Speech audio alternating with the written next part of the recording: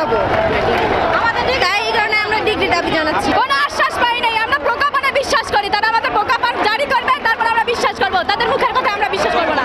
আমরা এমন কিছু করি না বা এমন কিছু করবো না যাতে বাধা দেয়, আমরা শান্তিপূর্ণভাবে কাজটা করতে চাচ্ছি।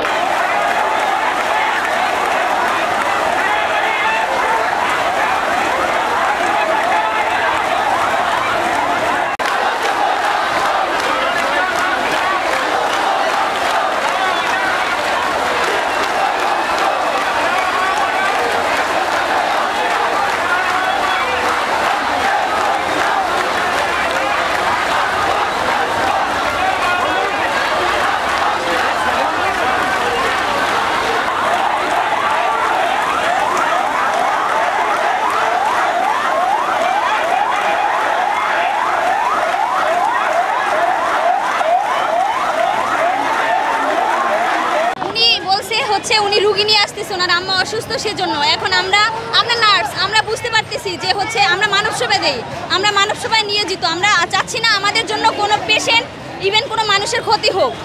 নামছি মাঠে, এখানে তো আমাদের টিচার